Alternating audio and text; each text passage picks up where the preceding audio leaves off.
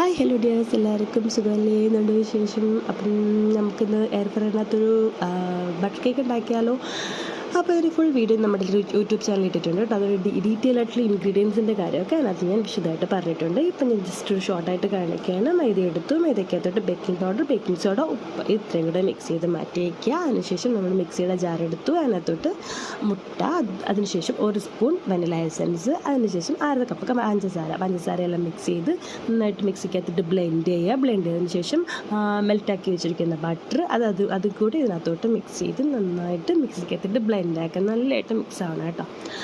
അതിനുശേഷം ബ്ലെൻഡായിട്ടുള്ള ഇതെല്ലാം കൂടി എടുത്ത് നമ്മുടെ ഒരു പാത്രത്തിനകത്തോട്ട് മാറ്റിയതിന് ശേഷം നമ്മുടെ മൈദ മിക്സ് കുറേശ്ശെ ഒഴിച്ച് മിക്സാക്കി കൊടുക്കുക. ആദ്യമേ കുറച്ച് മൈദ മിക്സ് ഇട്ട് കൊടുക്കുക, ഇളക്കുക. അതിനുശേഷം ബാക്കിയുള്ള മൈദ മിക്സും കൂടി ഇട്ട് നന്നായിട്ട് മിക്സ് ചെയ്ത് കൊടുക്കുക.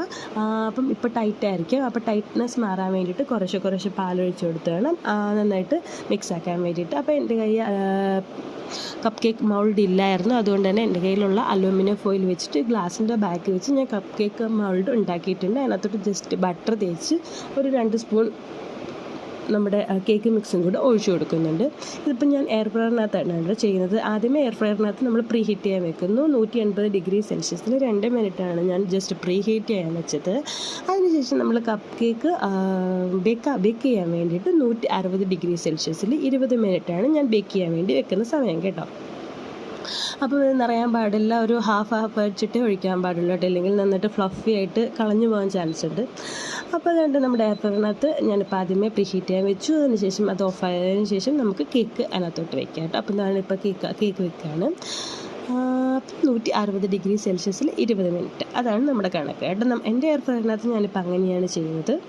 അപ്പം ഓരോരുത്തരുടെ എയർ ഫ്രയറിലും വ്യത്യാസം വരുമായിരിക്കും, അതിനെക്കുറിച്ച് എനിക്ക് അറിയില്ല. എൻ്റെ അതിനകത്ത് ഇപ്പോൾ ഞാൻ ഇങ്ങനെയാണ് ചെയ്യുന്നത്. നല്ല സോഫ്റ്റായിട്ട് നല്ല സൂപ്പറായിട്ടുള്ള കേക്കാണ് വരുന്നത് കേട്ടോ.